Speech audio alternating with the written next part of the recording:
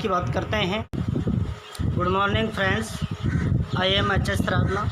Welcome to my YouTube channel Sangyan Pratiyogi Sansthan. So friends, आज हम बात करेंगे इंडियन पॉलिटी में नेक्स्ट क्लास की 60 डेज चैलेंज में नेक्स्ट क्लास।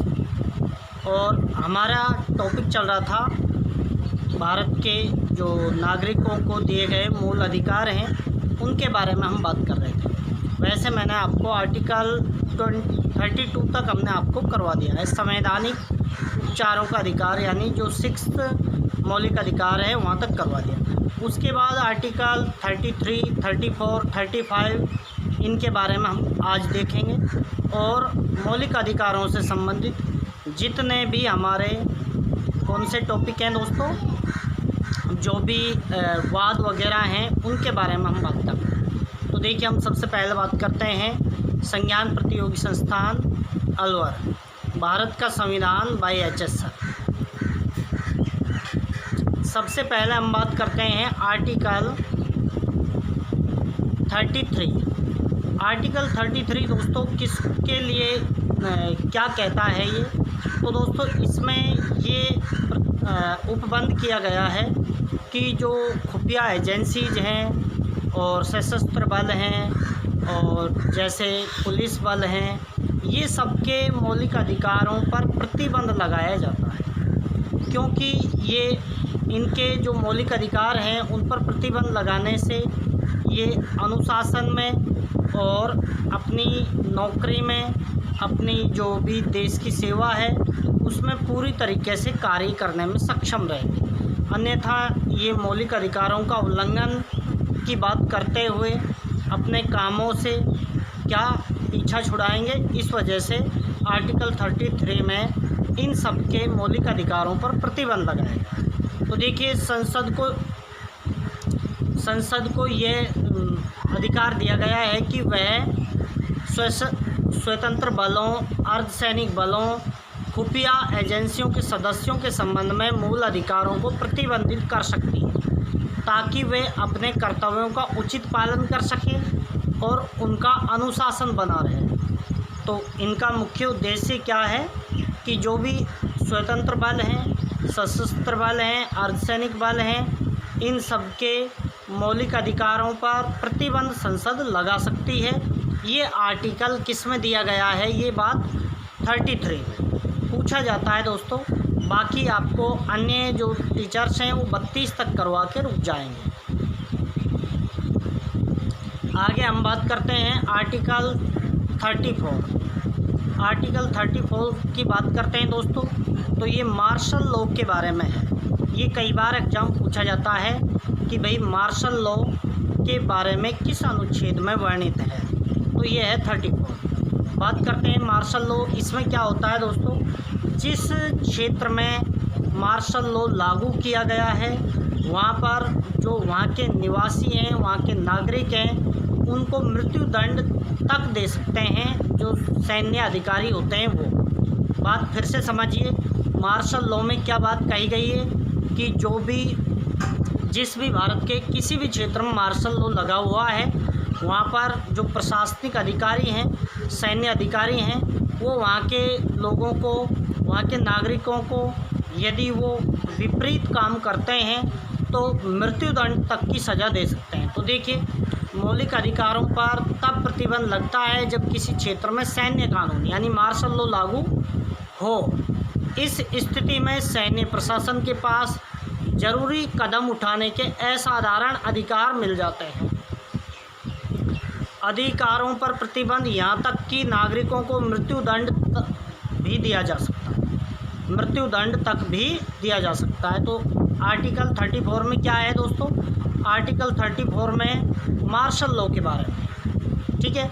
मार्शल लॉ में सैन्य अधिकारी क्या असाधारण अधिकार प्राप्त कर लेते हैं और नागरिकों को मृत्युदंड तक की सज़ा दे सकते हैं। अब हम बात करते हैं आर्टिकल 35। आर्टिकल 35 में इन सब से संबंधित कानून बनाने का अधिकार संसद को दिया गया। तो देखिए, आर्टिकल 35 की हम बात करते हैं।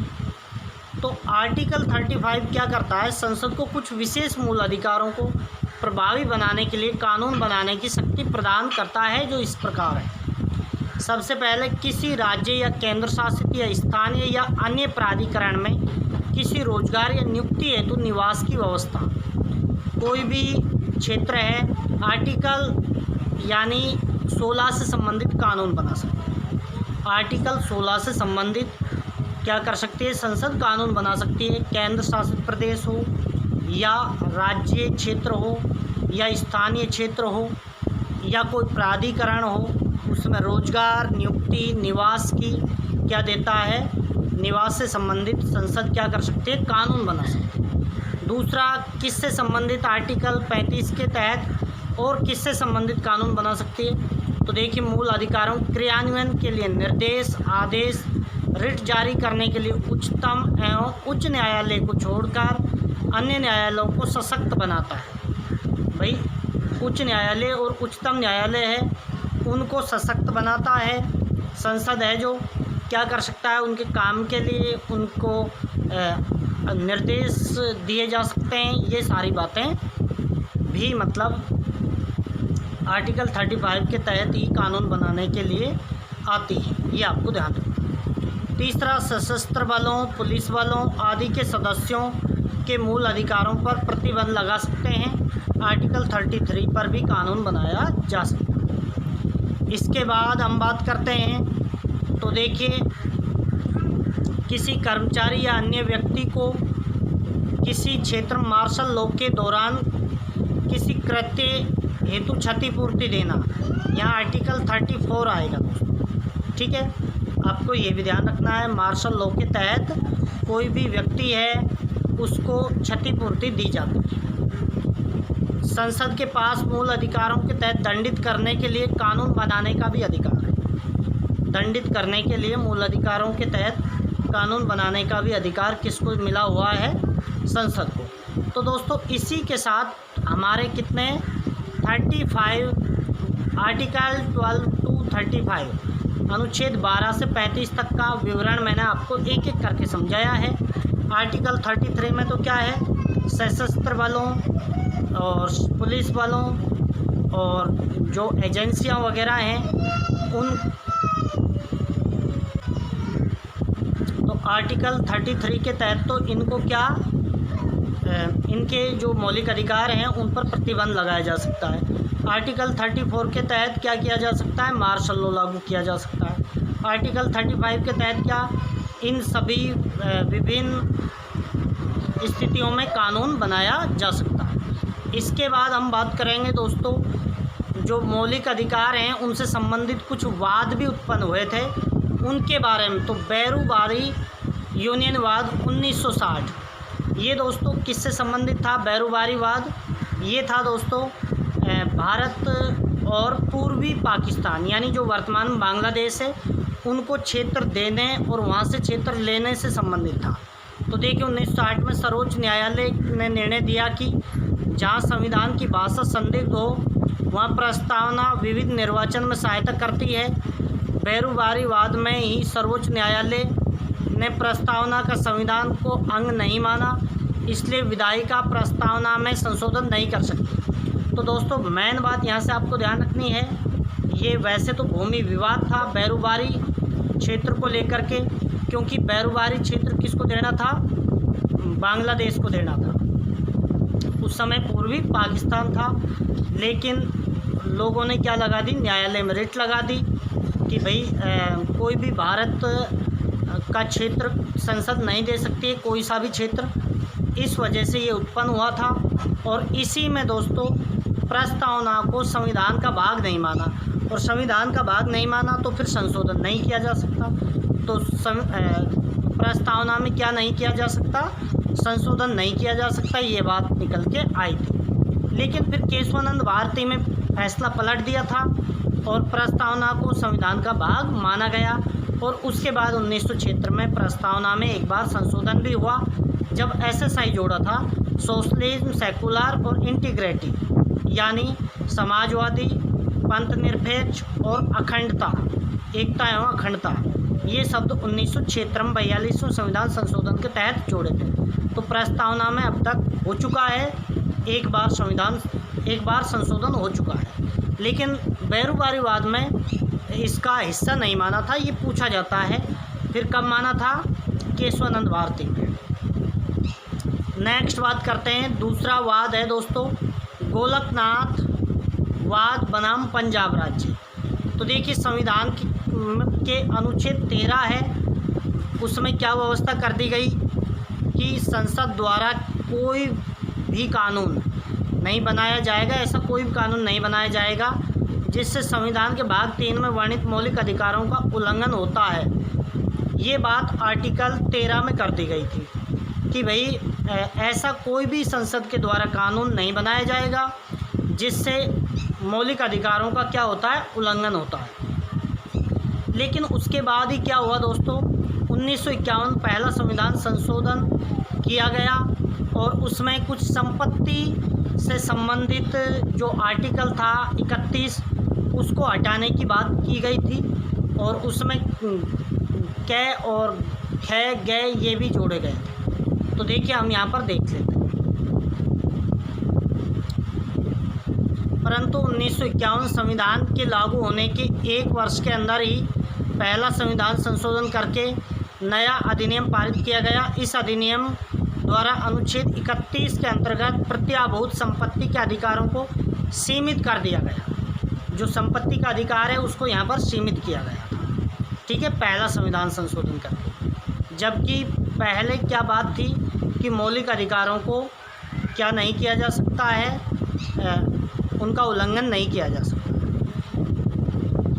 इस संशोधन की संवैधानिकता पर शंकरी प्रसाद बनाम भारत संघवाद में विचार किया गया। उच्चतम न्यायालय ने शंकरी प्रसाद मामले में निर्णय देते हुए स्वीकार किया कि संसद मूल अधिकारों में भी संविधान के अन्य उपबंधों की तरह ही संशोधन कर सकता है। यानी संसद है जो संविधान के अन्य भागों की तरह मौलिक अधिकारों में भी संशोधन कर सकते हैं। ये कहाँ पर बात कही गई थी, शंकरी प्रसाद वाद बनाम भारत संघ में। तो देखिए सज्जन सिंह बनाम राजस्थान राज्यवाद में भी उच्चतम न्यायालय ने अपने पूर्ववर्ती शंकरी प्रसाद वाले निर्णय पर अडिग रहा था। यानी सज्जन सिंह बनाम राजस्थान राज्य जो वाद आया था उसमें भी उच्चतम न्यायालय ने यही कहा था कि भाई मौलिक अधिकारों में संशोधन किया जा सकता है। तो शंकरी प्रसाद में भी मौलिक अधिकारों में संशोधन करने की बात कही गई और सज्जन सिंह बनाम राजस्थान राज्य में भी की गई थी, ठीक है। तो ये आपको दोनों पता होना चाहिए कि कहाँ पर मौलिक अधिकारों में संशोधन की बात कही गई थी। इसके बाद देखिए परंतु 1967 में जो गोलकनाथ बनाम पंजाब राज्य आया था, उच्चतम न्यायालय ने गोलकनाथ बनाम पंजाब सरकार विवाद में अपने पूर्ववर्ती विनिश्चयों को उलट दिया और ये निर्णय दिया कि संसद अनुच्छेद 368 के अधीन मौलिक अधिकारों को समाप्त या सीमित करने की शक्ति नहीं रखता। देखिए शंकरी प्रसाद में इनमें संशोधन करना, सीमित करना ये कह दिया था। सज्जन सिंह बनाम राजस्थानवाद में भी कह दिया था। लेकिन 1967 में आया था गोलकनाथ बनाम पंजाब सरकार, उसमें सर्वोच्च न्यायालय ने क्या कर दिया था कि भाई संशोधन नहीं किया जा सकता है। तो ये आपको ध्यान रखना है। ये निर्णय 11 न्यायाधीशों की पीठ ने दिया था जिसमें 6 न्यायाधीश बहुमत में थे। यानी 6 का फैसला ये था कि मौलिक अधिकारों में संशोधन नहीं किया जा सकता है या सीमित नहीं किया जा सकता, और 5 अल्पमत में थे। वो ये चाह रहे थे कि पिछले जो निर्णय थे उन्हीं को बरकरार रखा जाए। तो ये आपको समझ में आ गया होगा गोलकनाथ वाद बनाम पंजाब राज्य। तो इसमें मौलिक अधिकारों पर में क्या नहीं किया जा सकता, संशोधन नहीं किया जा सकता, सीमित नहीं किया जा सकता, ये बात कही गई। इसके बाद केशवानंद भारती बनाम केरल राज्य। इसमें दोस्तों मौलिक अधिकारों में भी प्रस्तावना को भी संविधान का भाग माना था, जबकि संविधान का भाग कब नहीं माना था, बेरोजगारीवाद में। तो देखिए 1973 में केशवानंद भारती बनाम केरल राज्य के मामले में सर्वोच्च न्यायालय की 13 न्यायाधीश की पीठ ने अपने संवैधानिक रूप में संशोधन करते हुए कहा कि संविधान संशोधन के अधिकार पर एकमात्र प्रतिबंध यह है कि इसके माध्यम से संविधान के मूल ढांचे को क्षति नहीं पहुंचनी चाहिए। उन्होंने ये कहा कि आप प्रस्तावना में भी क्या कर सकते हो, संशोधन कर सकते हो, मौलिक अधिकारों में भी कर सकते हो, केशवानंद भारती बनाम केरल राज्य में, लेकिन मूल ढांचा परिवर्तित नहीं होना चाहिए, ये कहा गया था। तो मूल ढांचे की अवधारणा केशवानंद भारती बनाम केरल राज्य 1973 में कहा गया था। आगे इसमें देखते हैं, अपने तमाम अंतर्विरोधों के बावजूद ये सिद्धांत अभी भी कायम है, अभी भी ये कायम है। क्या किया जा सकता है, मौलिक अधिकारों में भी संशोधन, और जल्दबाजी में किए जाने वाले संशोधनों पर अंकुश के रूप में कार्य कर रहा है। तो जल्दबाजी में जो भी कानून बना दिए जाते हैं बिना सोचे समझे, उन पर अंकुश भी लगाता है। केशवानंद भारती बनाम केरल राज्य के मामले में 68 दिन तक सुनवाई हुई, बहुत लंबा चला था, हेयरिंग बहुत लंबी चली थी इस पर। ये तर्क वितर्क 31 अक्टूबर 1972 को शुरू हुआ और 23 मार्च 1973 को ख़त्म हुआ, और 24 अप्रैल 1973 को 24 अप्रैल को पंचायती राज दिवस मनाया जाता है, और 24 अप्रैल 1973 को ये बहुत बड़ा निर्णय भी आया था। 24 अप्रैल 1973 को चीफ जस्टिस सीकरी और उच्चतम न्यायालय के 12 अन्य न्यायाधीशों ने न्यायिक इतिहास का ये सबसे महत्वपूर्ण निर्णय दिया था। तो आपको अभी तक 3-4 बार हो गए, यानी सबसे पहले हमने बेरुवारी करा था, उसके बाद शंकरी प्रसाद, उसके बाद सज्जन सिंह बनाम राजस्थान राज्य, फिर गोलकनाथ और फिर केशवानंद भारती। इसके बाद हम बात करते हैं मिनर्वा मिल्स मामला। मिनर्वा मिल्स मामला, तो देखिए उच्चतम न्यायालय ने मिनर्वा मिल्स बनाम भारत संघ वाद में यह निर्धारित किया कि अनुच्छेद 368 के खंड 4 विधि सम्मत नहीं है। उन्होंने कहा कि भाई जो आर्टिकल 368 है उसका क्लॉज 4 है, खंड 4 है, वो विधि सम्मत नहीं है, क्योंकि ये न्यायिक पुनरावलोकन को समाप्त करने के लिए पारित किया गया था। कि जो न्यायिक पुनरावलोकन किया जाता है, यानी संसद कोई कानून बना देती है, वो संविधान का अतिक्रमण करता है या संविधान का उल्लंघन करता है, तो उसको उसका न्यायिक पुनरावलोकन किया जाता है, न्यायिक समीक्षा की जाती है। तो यहाँ पर यही बताया गया कि आर्टिकल जो 364 का क्लॉज 4 है वो विधि सम्मत नहीं है, ये न्यायिक पुनरावलोकन की जो शक्ति है उसको समाप्त करता है। ठीक है, आगे हम बात करते हैं। तो देखिए, न्यायिक पुनरावलोकन का सिद्धांत संविधान का आधारभूत लक्षण है। अतएव 42वें संविधान संशोधन के उक्त प्रावधानों को असंवैधानिक बताते हुए निर्णय दिया गया कि संसद संविधान के मौलिक ढांचे को नहीं बदल सकता।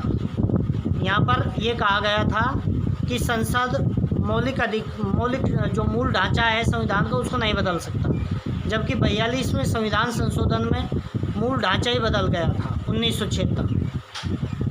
आगे हम बात करते हैं वामन राव बनाम भारत संघ 1981 वाद में न्यायालय ने यह भी स्पष्ट कर दिया कि आधारभूत लक्षण का सिद्धांत 24 अप्रैल 1973 को अर्थात केशवानंद भारती के निर्णय सुनाए जाने की तिथि के बाद पारित होने वाले संविधान संशोधनों अधिनियमों पर लागू होता है।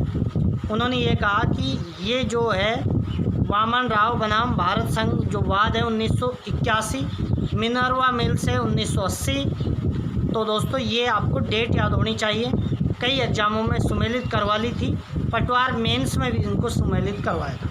तो दोस्तों ये हमारे मौलिक अधिकार आज संपन्न हुए, मौलिक अधिकारों से संबंधित वाद भी हमने आपको करवाए हैं। तो यदि आप चैनल पर नए हो तो चैनल को सब्सक्राइब करें, बेल आइकन को प्रेस करें।